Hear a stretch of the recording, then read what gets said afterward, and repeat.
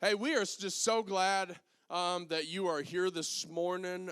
We really are. We believe that God is going to peel back some layers of our hearts, not only just today, but through this entire series, and expand our capacity to be better children of God. I really believe it. We are in a series that we started last week, and we are in week 2 of a 4-week series that we have titled Love God and Love People, where you have guessed it, it is all about loving God and loving people. Last week, we took a look where the instruction comes from and why it's called the greatest commandment. Where it came from, to love God and love people. Where did that even come from? Well, it actually came from the mouth of Jesus in what is known as the greatest commandment in Scripture, where actually some religious people were challenging Jesus in his beliefs so that they could try to catch him up and saying something that was not ritually correct, and they were trying to get him to do it and to defy it. Well, last week, we also took a look at the specific verses where Jesus gave the instruction and where he offered us what is called a new command. And this is where we're picking up the series at today, is with looking at that as the example of Christ.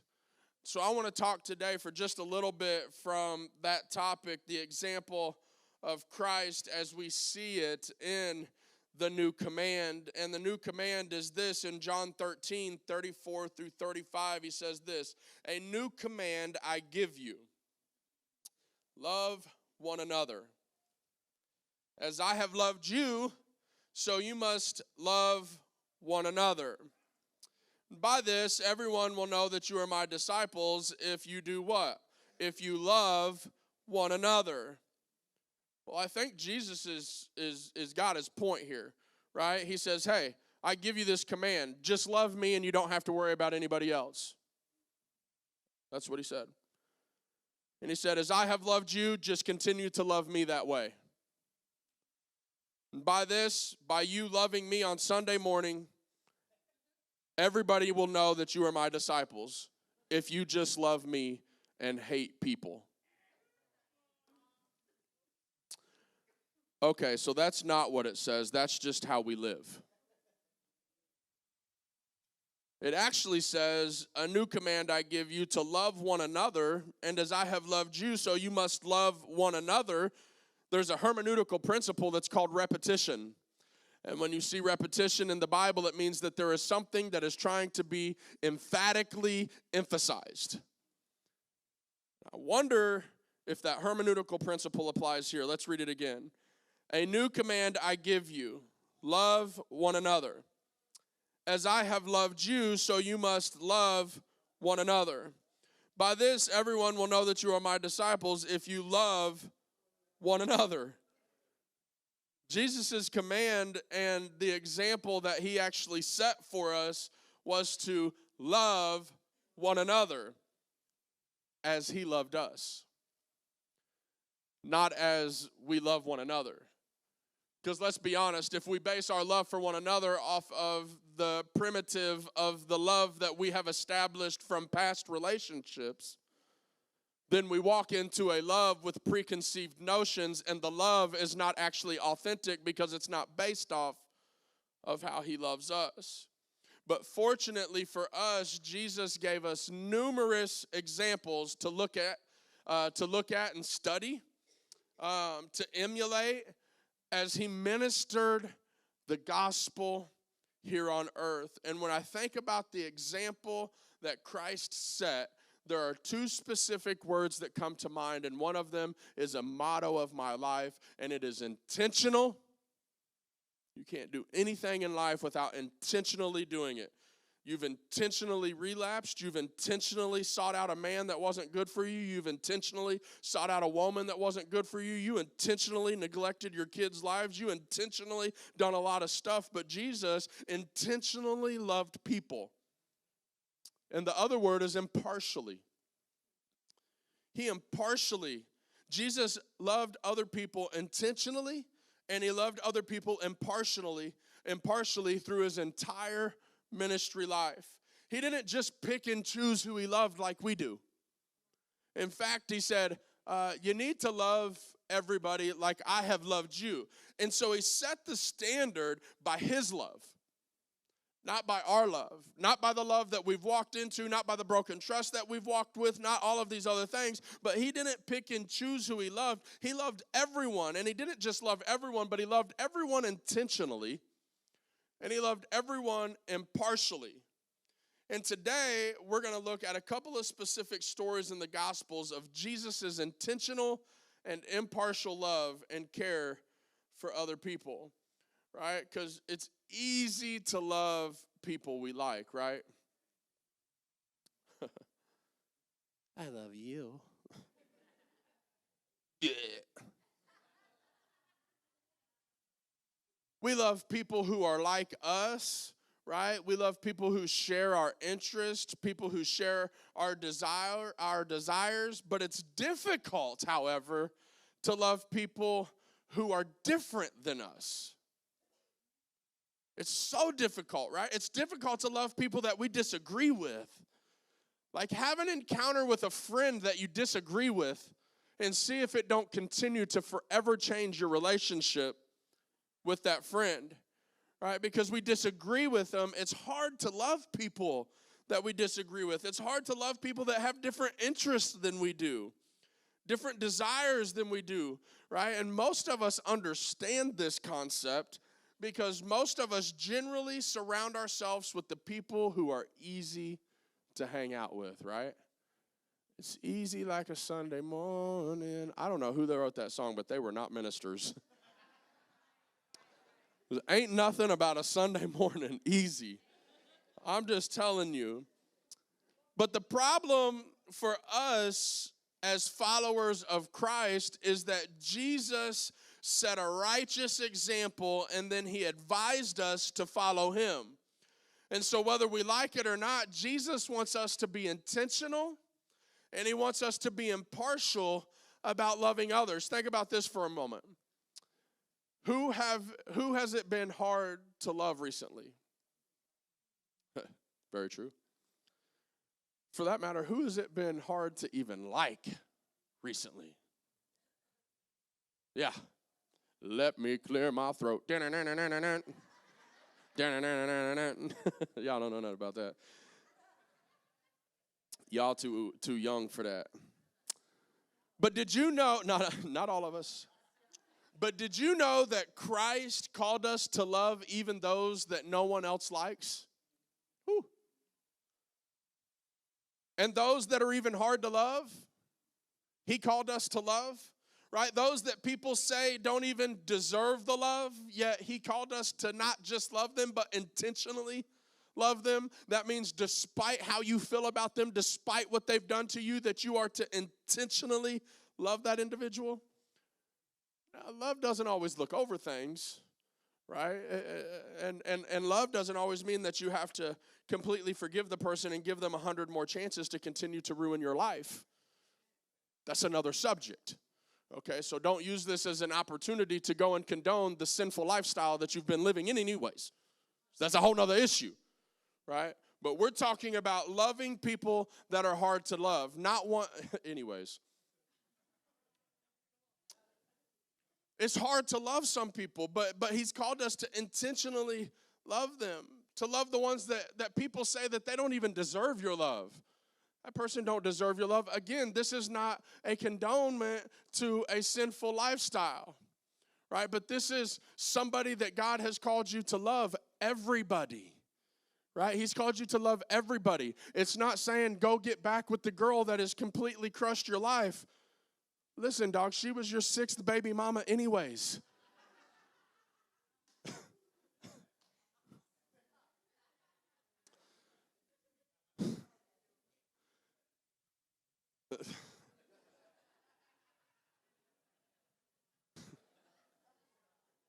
Well, God sent her to me. No. No, he did not. But he calls us to love his people, his children, anyways, intentionally and impartially. And we know this because that's what he did. And one of the most emphatic examples of this is in John 4, where he goes in and explains this whole situation. And let's dig into this for just a minute and park here for as long as we need to. John 4, 1 through 26, it says that Jesus knew the Pharisees had heard that he was baptizing and making more disciples than John. So the religious folk had heard that Jesus was baptizing and making more disciples than John. And though Jesus himself, in fact, wasn't even baptizing them, his disciples did. So he left Judea and returned to Galilee. That's a man that I want to be like. How many religious folks are out here getting names over the amount of people that they're reaching, and then Jesus says, hey, it's getting too much around here. I just need to leave because I'm not trying to get the attention that these people are bringing to me, and it's not about how many people I'm baptizing, but I need to get these people into a relationship with Jesus, and he's not trying to do something that's causing all of this information. But anyways, we're not going to go there. That's a whole nother sermon. But verse for number 4, he says, he had to go through Samaria on the way. Everybody say, on the way. Okay, and eventually he came to the Samaritan village of Sychar, near the field that Jacob gave his son Joseph. And Jacob's well was there. And Jesus, tired from the long walk, sat wearily beside the well about noontime. Soon a Samaritan woman came to draw water, and Jesus said to her, hey, girl. That ain't what he said. That's what some of y'all would have said because you knew it was a Samaritan woman coming up. Oh, this is a chick that isn't completely believing God. What's up, girl? Want to grab a drink at the draft? How about the Kelsey Jam? We see people's Facebook. Just saying.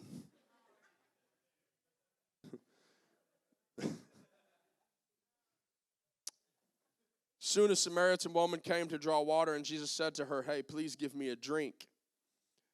He was alone at the time because his disciples had gone into the village to buy some food. The woman was surprised, for the Jews refused to have anything to do with Samaritans. She said to Jesus, you are a Jew, and I am a Samaritan woman. Not just a Samaritan, but I am a Samaritan woman. Why are you even asking me for a drink? Don't you know that your kind don't hang with my kind? Don't you know that you can't hang with me, especially in a public place, because not only am I a woman, but I'm a Samaritan woman, and you are a Jew? Don't you know that you will actually be considered unclean if you are seen in public with a sinner like me? Don't you know that all the religious people that you hang around would condemn you for the conversation that you're having with me? Why are you asking me for a drink? Jesus replied, if you only knew the gift God has for you and who you are even speaking to, you would ask me for a drink. And I would give you living water. I wonder how many people in here today, if you only knew the gift God has for you, the gift that he has deposited deep within your spirit, the gift that God has with you, and the very God that you get to meet with on a Sunday morning could be the very God that gets to walk with you through the rest of the week. And if you only knew the gift God has for you and who you're even speaking to, that you would ask me and I would give you living water, and it's a play on words because living water at the time, the Jacob's well was known to be a cistern, that there was actually a spring of water that would fill it up during a lot of times, and it was actually considered living water because it was a live spring that would do it. And he says, hey, the water that you've been coming for, you don't even realize the water that I could give you. And she says, but sir, this is a deep well, and you don't even have a bucket or a rope. Where would you get this living water from? I'm confused. And besides, do you think you're greater than our ancestor Jacob, who gave us this well? How can you offer better water than he and his sons and his animals enjoyed? How can you offer us something that has more than what we've already settled for all of this time? How can you offer more than the traditions that we've been stuck to? And Jesus replied, anyone who drinks this water, and I picture him pointing to the well, because he was talking about a different living water. She was talking about the water that people drank to stay alive. And he was talking about the water that actually gives life. And she was saying, and he said, Jesus replied, anyone who drinks this water will soon become thirsty again. And we ain't talking about thirsty.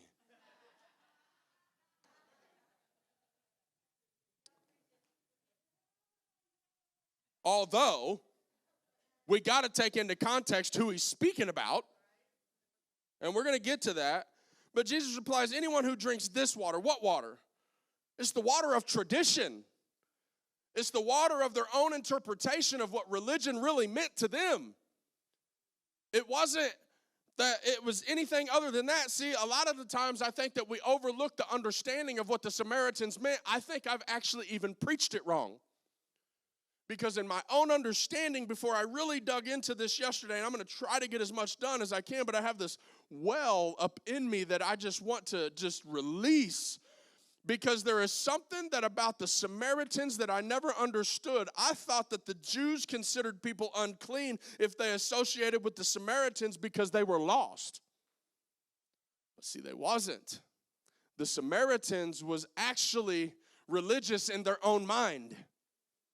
But a long time ago, the Assyrians came in and conquered the land of Samaria, and lost people came in and took over religious people, the people of Israel, some of the remnants of Israel at the time, and they began to actually migrate with one another. And as what happened is people that had relationship with God began to mingle with people that didn't have relationship with God, and all of a sudden there became a watered down religion that people begin to live by. That's the Samaritans. That's what I felt like yesterday. I'm reading this and I'm like, holy cow, how have I overlooked this whole time?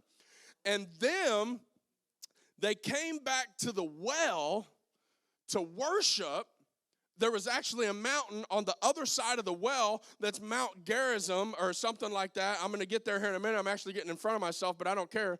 And so they got to a mountain that they would worship, and they begin to base their relationship with God off of where their worship was at. And Jesus replies, he said, anyone who drinks this water, the water that you're referring to, the water from your ancestor Jacob that you don't think I'm better than, the one that you're talking about their animals and all these other people that have been drinking from this water, and you're referencing the water that I'm offering you and succumbing it and bringing it down to a level of something that you have no idea that brings life, because this is the living water. And I just wonder if there are some people in here today who have been going back to the same well time and time again to get some of the same old tainted water from this washed up religion that they've been trying to live by, and they've been trying to base their relationship with God off of something that has no value, and they've been giving themselves over to a religion and believing that they can do stuff that isn't even biblical and endorsing it in the name of Jesus.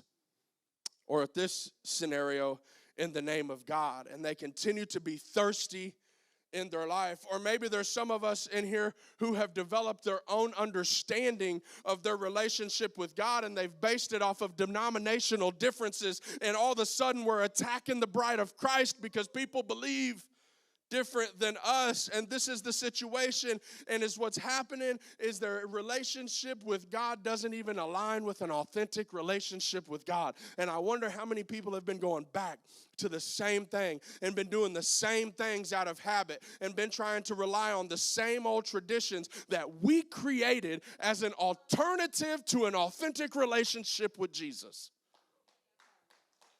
And we've based it on religious tradition, because if I do this, or if I'm saved, then I have to do this and you have to do this. And we begin to major in the minors.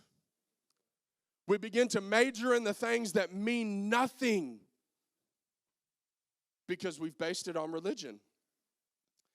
And we've got an alternative to a real relationship, and because of that, we've been left bankrupt time after time after time, and going back to the same well and left thirsty every single time. And in verse 14 he says, "But those who drink the water that I give will never be thirsty again. It becomes a fresh, bubbling spring within them, giving them eternal life." And this is an authentic relationship with God. She says, "Please, sir, excuse me for my inappropriateness and saying things out of line, but can you give me some of this water that you speak about? Can you give me some of this, and then I'll never be thirsty again, and I won't have to ever come back to this same stinking well that I've had to walk back to every single day out of tradition and do the same things over and over and over and over, and I'm tired of it." That's what happened when she got into the presence of Jesus. And then what does Jesus do? He said, "Okay, now that you've realized that I am the living water, go get your husband."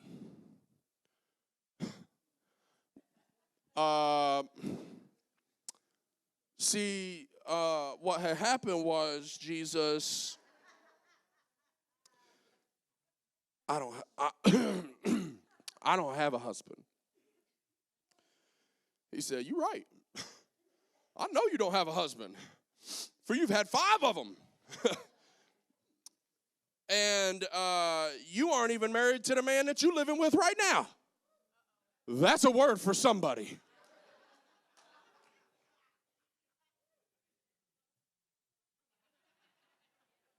I paid $700 for it. I can't.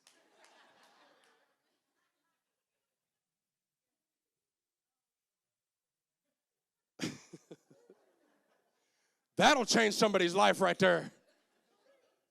I said, "Oh man, all that stuff that Pastor said, that one thing, I'm never going back there because of that. I'm going to keep going to this same well that's been promising me brokenness, that's been promising me no relationship with God, that's been promising me no value, that's been promising me everything that's built off of tradition, because I just want to continue to be bankrupt." Like, that don't even make sense. But here she is, he says, "And you aren't even married to the one that you're living with. You spoke the truth. Facts."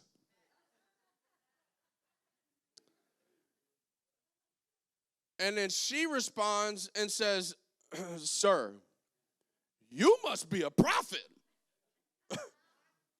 So let's not talk about the man that I'm living with. I feel your pain, Jesus. But tell me, why is it that you Jews insist that Jerusalem is the holy place of worship?" All of a sudden, she turned it into some other theological stuff. Let's not worry about the man that I'm living with and having sex with outside of marriage.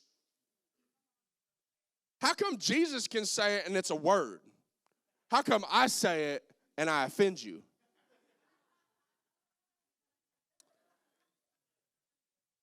So you must be a prophet. So tell me, why is it that you Jews, why you people, that's them religious folk. You know how they are. Them people. You people, yeah. How come you people insist that Jerusalem is the only place of worship while we Samaritans claim that it is here at Mount Gerizim where our ancestors worship? Let's take this back to Jacob and Joseph. Don't you realize this, whoever you think that you are, trying to call me out on my sin, that I've been living with all these different men and trying to act like I don't love God? You know I love God. I show up to Reach every Sunday with the man.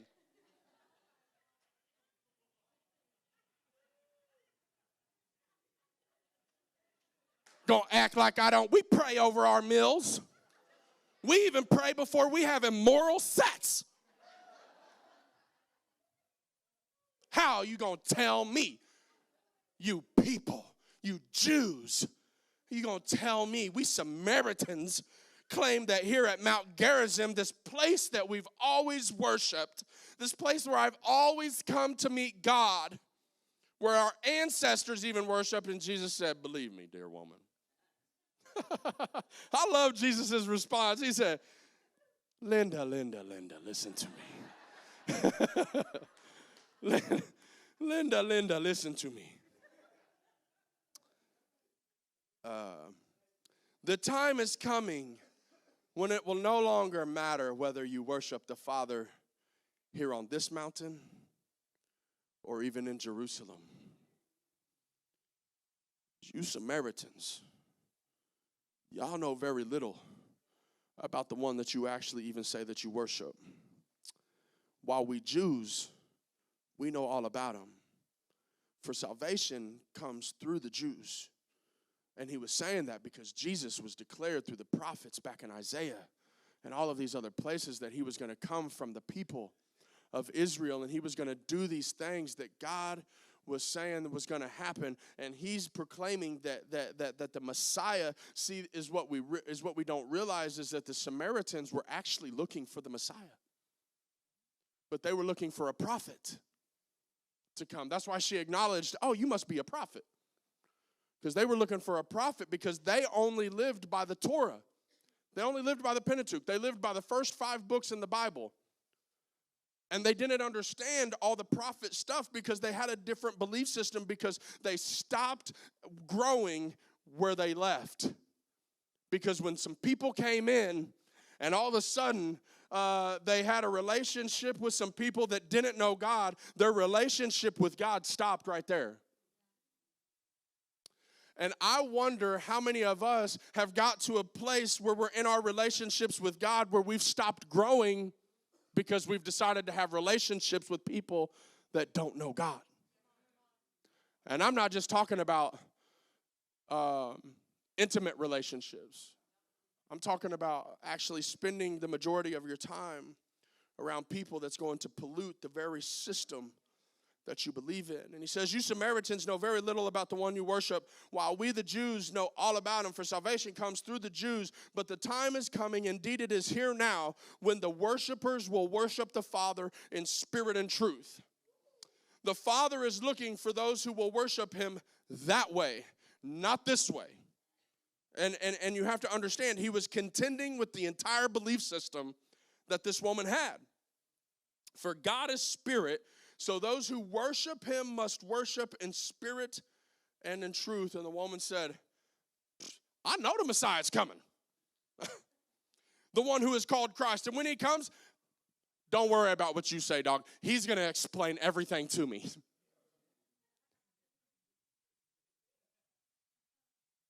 Bro. You talking, I'm just talking to Jesus. I'm just talking to Jesus. She didn't even realize. And then he says, I'm the Messiah. And I want to look for just a moment from the perspective of the Samaritan woman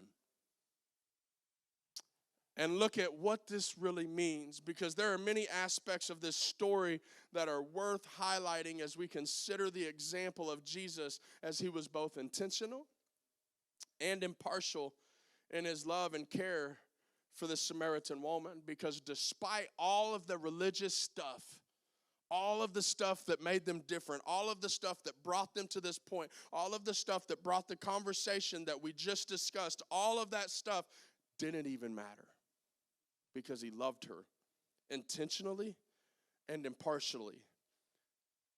Because the Samaritans, for Jesus, it might not sound like a big deal, but it was a big deal because of all of these things that we've just talked about. And so when the woman says in chapter 4 and verse 9, you are a Jew and I am a Samaritan woman, how can you even ask me for a drink? Because technically he could have got stoned. And I'm not talking about the stone that I smell right now. I'm talking about the stoned, like you're about to lose your life. Stoned. Right? And here it is. Jesus, you can see why she is surprised when he even encounters her and even has an interaction with her. Right? Because not to mention she was a woman alone. Right? Huh, that's another word for somebody. Anyways. Out at the watering well in the middle of the day. Well, why is that significant? Well, it's interesting because tradition says that women typically went to the well in the morning before the heat of the day. But this woman was different. She had to go in the middle of the day, in the middle of the heat, to carry all of the water. And I didn't look this up, but there is information on this about how many gallons they usually carried. And I think if it's right, there was like 3 or 4 or 5 trips that you had to make in order to get enough water back to suffice to handle the time of period that it was to go for. And clearly this woman wasn't even welcomed in that group. She was an outcast. She was a Samaritan. I wonder if there's any women in the house, any men in the house that would feel that way. That would feel like they're scared to even come to church with the Jews because they can't go with that group of people. And they feel like they're outcast, right? And as a woman, it would have been inappropriate for Jesus to even engage her alone at the well at all like he did. And that's why the disciples, it says in verse 27, are surprised to find him talking with a woman. Even the people that was following him was like, bruh, I know I just gave my life to Jesus or to God like a year ago, but what you doing out here with that hoochie mama? Okay? Or they say whoremonger back then, right? Why are you even out here talking to this woman? But how many of us know that Jesus will break down religion? He will break down tradition. And he will do whatever he can to find one unlikely person from an overlooked place that he can have a relationship with. And I think that somebody in here today needs to hear that God is waiting on you, and he's sitting at the well, and he's waiting for you in the middle of your mess to come and meet with him. He's breaking traditions. Listen, he's not worried about how it's always been done. He's not worried about how your grandmama told you had to do it. He's not worried about how the TV evangelist that told you if you send $50, he'll send you a piece of his shirt that he preached in Sunday so that you can get your whole family saved with just one amount of $50. And if you give another $50, we'll send a CD disc with it. Well, they don't do CDs anymore.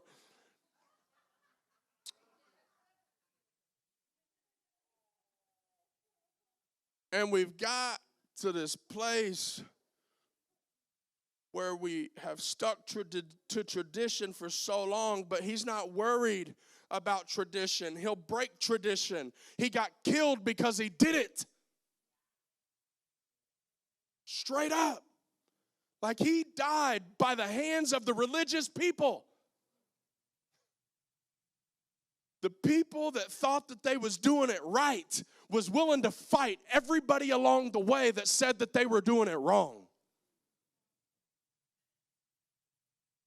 And because he was healing people on the Sabbath, the day that they said that you wasn't supposed to work, Even though they would walk to a place that they had to work the next day. They would do all these different things. And Jesus, here he was breaking traditions. He was breaking religions. He was breaking all of these ideologies that people have done it because he was worried about the heart and where it was genuinely with God. And this is the impartial aspect of Jesus' love.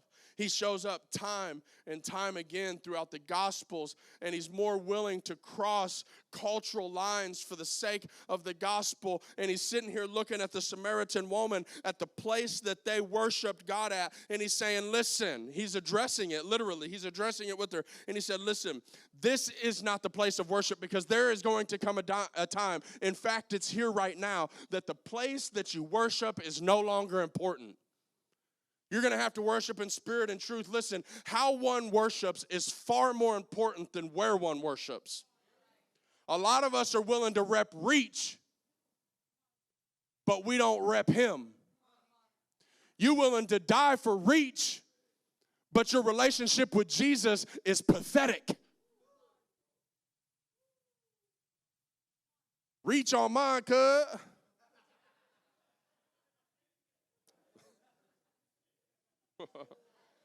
We said, beloved. I can't even remember the gang sign we came up with. We was just messing around. But for real, we willing to stand on something for reach. But we out here in the streets living a double life. Living cross standards. We ain't got no standard for our life, but we got something when it's Sunday morning and we got to serve. But pastor got standards. How can he even say that he loves broken people if he's expecting me to act like I have a relationship with Jesus? Exactly. What? Well, that's a deep subject. Yeah, I know. We're talking about it. The well. Listen, how one worships is more important than where one worships. And Jesus was not caught up on traditions of man. Here's how I know. Listen, in Mark 2, he says this. Man, I got to move. Later, Levi invited Jesus and his disciples to his home as dinner guests, along with many tax collectors and other disreputable sinners. There were many of people like this that attended Reach, Kansas City. Am I boring you? Sheesh. But when the teachers of religious law who were Pharisees saw him eating with the tax collectors and the other sinners, they asked his disciples, "Why do you eat with such scum?" Man, I feel his pain. I'm telling you right now, I've walked into pastors' gatherings, people that represent the Lord. And you guys know this well. I'm not speaking to nothing but the choir. And they say, "Where do you pastor at?" I say, "Reach, Kansas City." "Oh, I've heard of that. Where are you guys at?" 29th and Van Brunt. "Oh." Without fail, those people need Jesus. Yes, we do. And we can fight if you want to. We are at a Pentecostal gathering. We can lay hands on people. And I always try to represent it the best when I go in, and I'm, you know, it took a little while for my wife and I to adapt to go to these things because we're the only ones covered in tattoos. And so, like, I make it a point to where, like, well, I wish I could wear shorts, but I can't. I mean, I can, but, like, I just can't bring myself to. Because, I mean, if I could, I would just be like, you know what I'm saying? And then I would just have all my tattoos resembled, you know, so I could just be like, yeah, you know what? And without fail, they always look at me and they say, well, they don't look at me and say this, but they look at me and say this, and they say,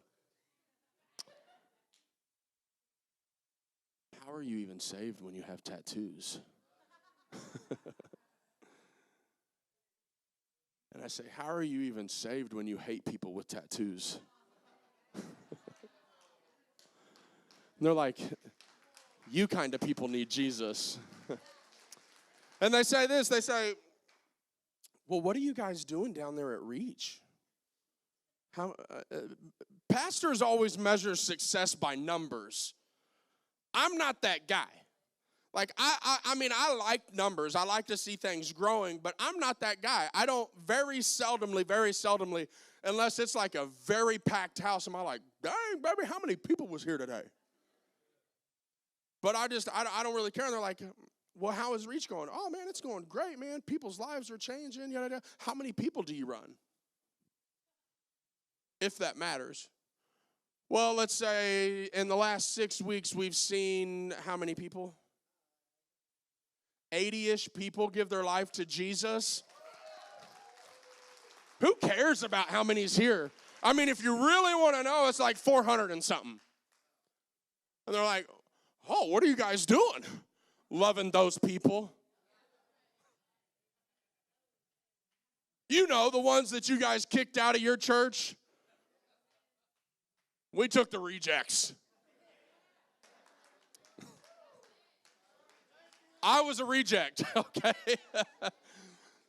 I didn't start the church because of rejects. I started the church because I was a reject, and I was like, dude, there's a problem here that needs to be addressed, and somebody needs to stand up and start a church that reaches people like Jesus reached. And he says, here's what he said. And I say all that because they say, well, how do they eat with such scum? Oh, well, I would say the same thing that Jesus says. Listen, healthy people don't need a doctor. We don't plant churches for saved people. Sick people need a doctor. I've come not to call those who think that they're righteous. Listen. But those who know that they are sinners. Jesus makes it very clear, both in word and deed here, that he is in full pursuit. Full pursuit of a sinner, full pursuit of the outcast, full pursuit of the sick, the lame, the blind, the hungry, and anyone else who needs the good news of redemption and forgiveness. He is impartial in the sense that you need a Savior. It doesn't matter who you are. Why have we put parameters on the people that God can reach? Honey, you're going to have to clean that up before you come to church. Come to church and let him clean you up.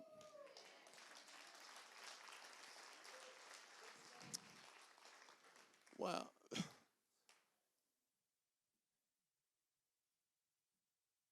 and I got to figure out where to end this thing at now because I'm just way off. I'm just...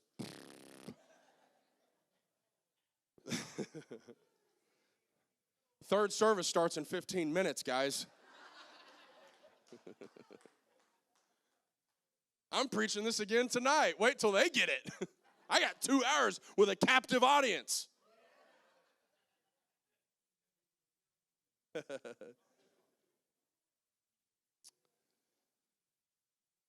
The interesting thing is this, and I am going to try to reel this in, is in John 4, we see Jesus interact directly with the Samaritan woman's sin. And it's interesting to me that she was in the presence of Jesus and began to acknowledge who he was, and before they could do anything more, he had to acknowledge the sin. And he said, hey, it doesn't matter all this other stuff. Once she finally confessed who he was and understood who he was, he said, go get your husband. And he did it with grace. Go get your husband, honey. You know. He kind of been good to me. And he kind of loves me, you know, but like, He's usually drunk from Saturday night. That's why he don't typically make it to church on Sunday mornings. But, you know. But the interesting thing is it was very likely the reason that she was even an outcast was because of her 5 marriages and her current living situation, both of which Jesus supernaturally identifies. And he doesn't dance around the issue, yet he doesn't ignore her sin either. But he also doesn't rub it in her face and rub her nose in it and shame her because of the actions that she's been doing. Actually, the contrary, Jesus reveals who he really is to her. And he shares with this Samaritan woman that he is in fact the promised Messiah, of which the Samaritans actually believed was coming, and he invites her in when everyone else is shutting her out. And I wonder if there are some people in this place today that have been shutting some people out because of the things that they've been going through in their life. I wonder if there's some people in here today that have been not loving people according to Christ's standard because of the stuff that they've been dealing with in their life. And we've pushed people away because of tradition and religion, but God and Jesus are impartial and intentional with loving people. Why? Because the revelation of who Jesus is, and not just the revelation of her sin, is what brought her to repentance. It wasn't the tradition, it wasn't all this religion, it wasn't all this other stuff. It was because he revealed who he was to her, and in his presence, her life was forever changed. Because he revealed who he was. And after she encountered who he was, then he began to dig up her sin and deal with it. But see, the church, not this church, but the church as a whole, has gotten it backwards, and we've begun to try to judge somebody by their outward appearance so that we can address their inward heart.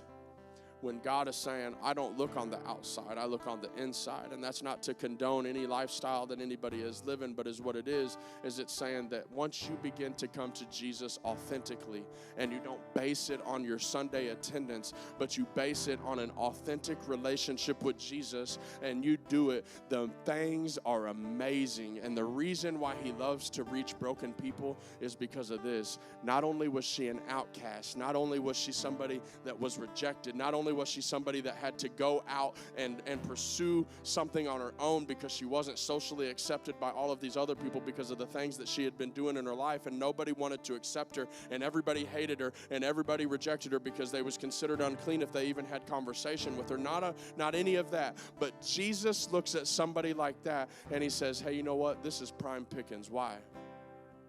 Because he knows that if he can find an unlikely person in an overlooked place, he can do extraordinary things through it. And let me prove it. Let me prove it. Because in the passage, if you read on, I don't have it in here, but in the passage, if you read on, it goes on to say that she went back to the town that she was not really socially accepted in, and none of the women would even hang out with her. All of a sudden, she goes back and she says, hey, I've encountered Jesus. I've encountered the Messiah. And all of a sudden, all these people, I can't even remember exactly how it phrased it, but a lot of people, because of her, was like, holy cow, Jesus is real. Like, the Messiah is here. Like, who is this? And she drew all kinds of people into a relationship with him. And I wonder if you feel overlooked. I wonder if you feel unaccepted, if you feel like you don't have a personal relationship with God. And I wonder this, if you knew that he was sitting at the well today, if you knew that his presence was available to you, would you take it? Would you sit in his presence? Would you say, hey, I need a drink of that living water. I need something that I know I've been doing it this way, but I need to be doing it that way. I need something more than what I've been dealing with. If I could have everybody stand to their feet for just a second.